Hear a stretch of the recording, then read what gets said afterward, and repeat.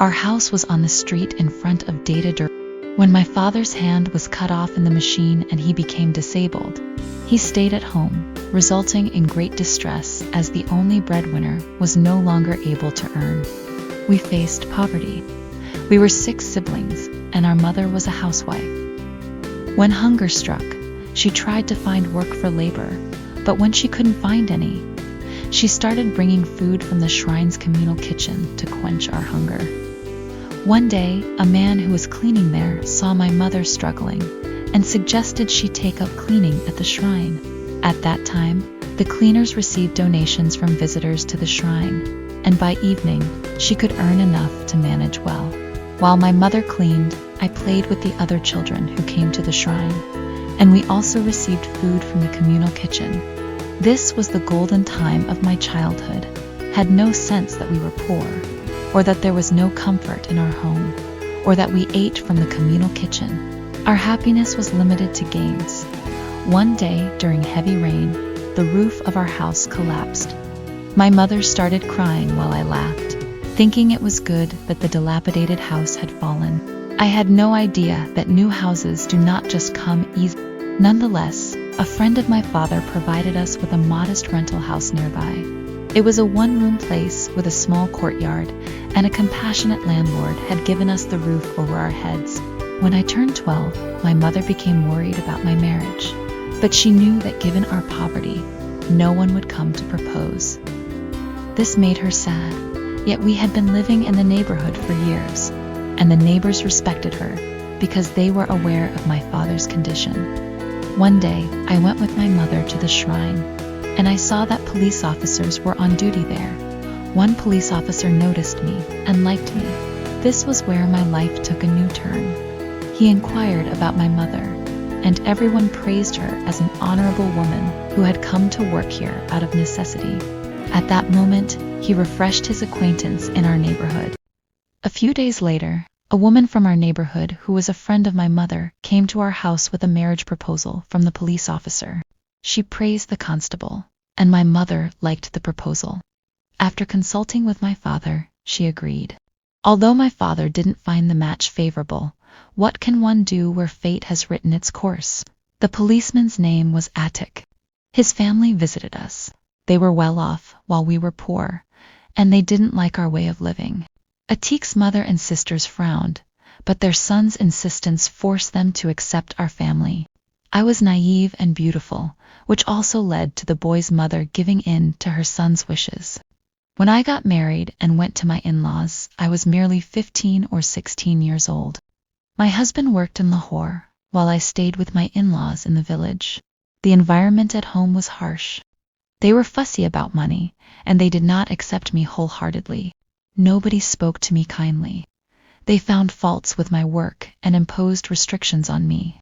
My mother-in-law would hand me my meals herself, and even when I was extremely hungry, she would only serve me when she felt like it. Otherwise, I was left to starve all day. I was a newlywed when they ordered me to cook in the open courtyard. It was scorching hot, and I couldn't manage the firewood properly, yet they insisted I cook in the blazing sun. I had to wash countless dishes daily, working in the yard with no shed over me, while they sat in cool rooms. When I finished my work, my mother-in-law would scold me, saying, "What kind of curry is this?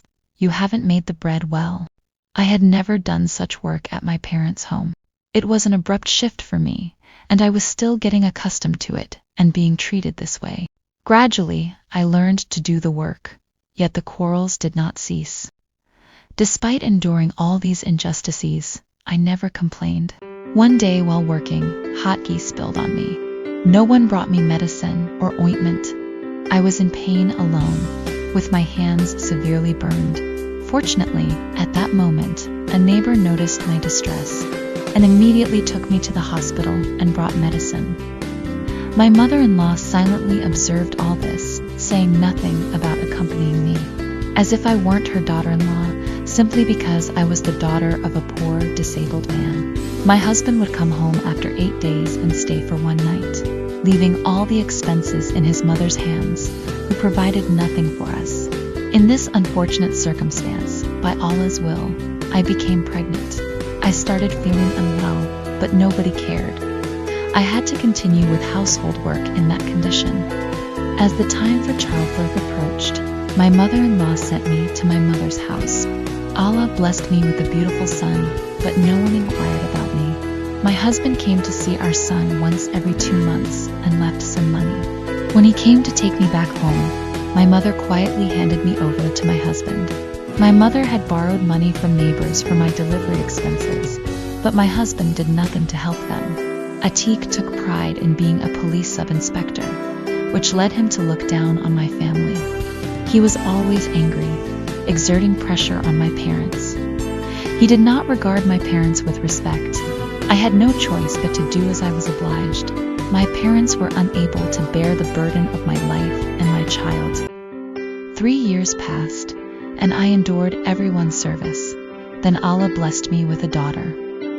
But on the day of her birth, my husband was suspended from his job, and everyone began to call my daughter a calamity. Their indifference grew, and my existence felt burdensome. The money my husband earned through rampant bribery ceased to come in. A year later, I became pregnant again. Given our terrible circumstances, I contemplated terminating the pregnancy, but no medicine worked, and I became ill instead.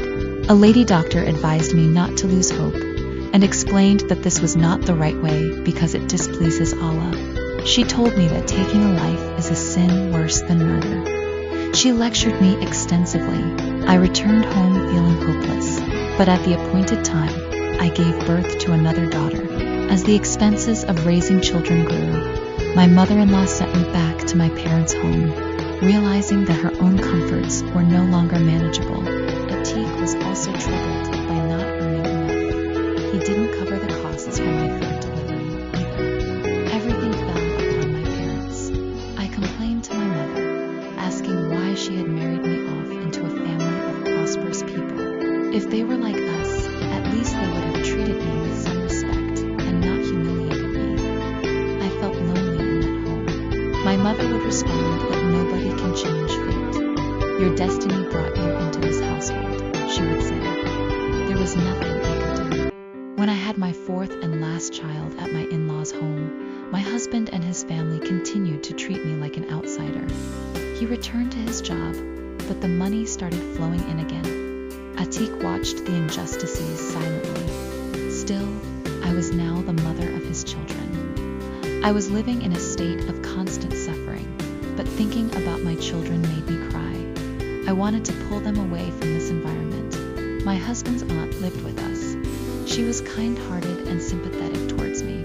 I would tell her to persuade Atiq to allow me to stay with them. She would explain to him that children fare better under their father's shadow. Allah heard my prayers, and thanks to her efforts, my circumstances changed. When Atiq was transferred, he took me with him. For a year, I lived peacefully in my household. The children were also happy because Atiq was transferred again.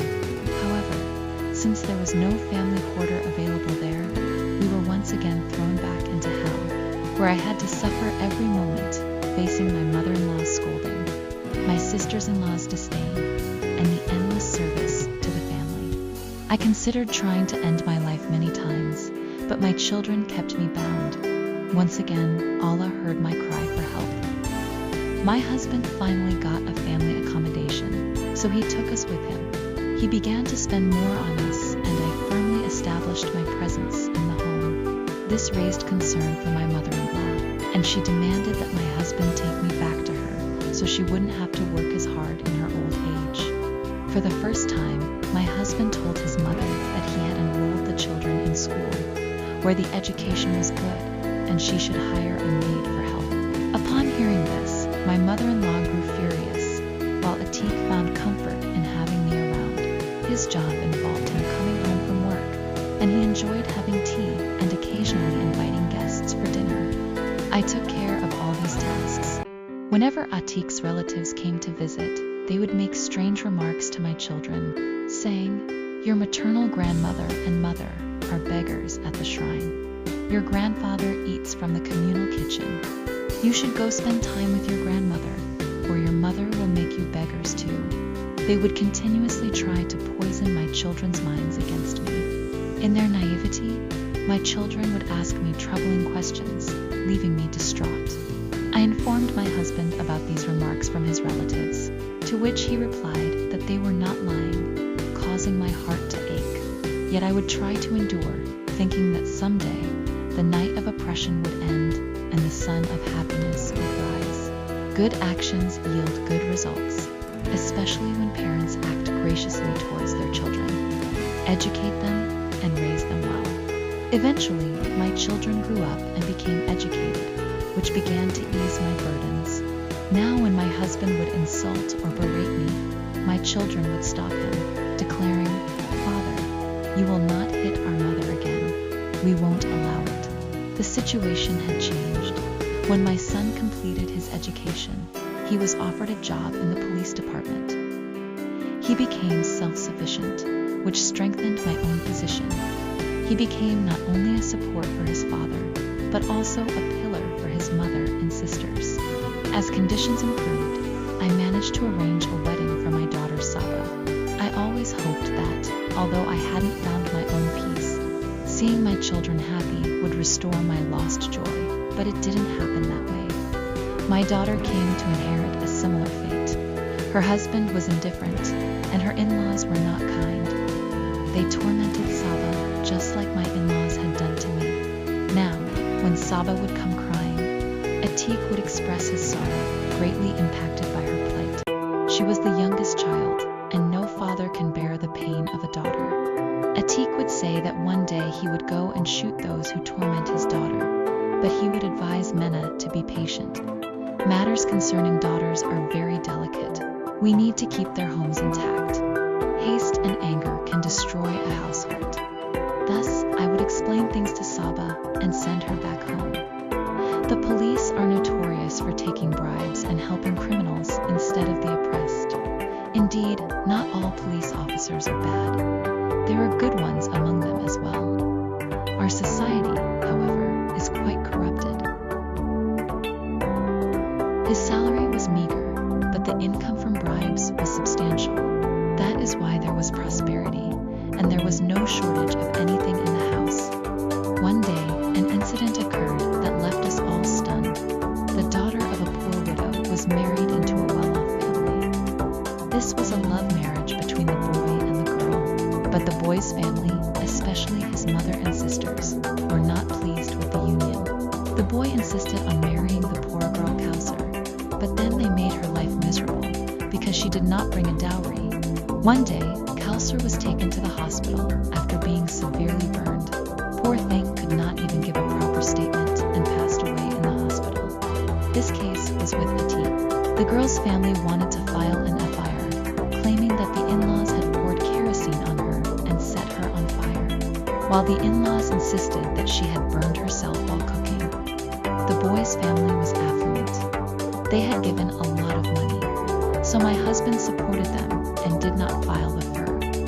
The poor widow left, crying and lamenting. When Atik told me that the girl's family had indeed been burned by the in-laws, but were saved by bundles of cash, I felt very sad. I said, "You should not support such injustice, no matter how much bribe you receive. What is the use of money that comes at the cost of a victim's cries? What would happen if we were struck by the sigh of a poor person?" They said, "You've been eating the money from bribes for a long time. Has any poor person's sigh struck you until now, that it would strike you now? Keep your philosophy to yourself, Rabbi. Who doesn't take bribes? We can't even afford to send our 4 children to a good school with our salaries. So how will our children compete with the children of the rich?" They spoke in such a way that I was left speechless. However, I was deeply saddened by the death of Kausar. When I saw her picture, tears filled my eyes.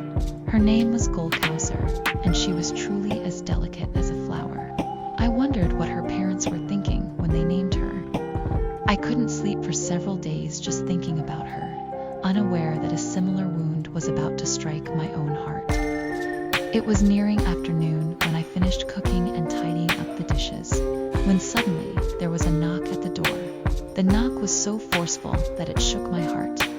my youngest daughter went to the door. A man was standing there. He informed me that he was a neighbor of my daughter Saba. He had come to tell me that my daughter was in the hospital. She had burned herself while cooking. Hurry to the hospital. Upon hearing this, I lost my senses and rushed to the hospital barefoot in a rickshaw. The little girl kept calling her father, but I couldn't wait. When I arrived at the hospital, my beloved daughter was taking her last breaths, her face charred. A little while later, Atik also arrived, but by then, our daughter had already left this world. Today,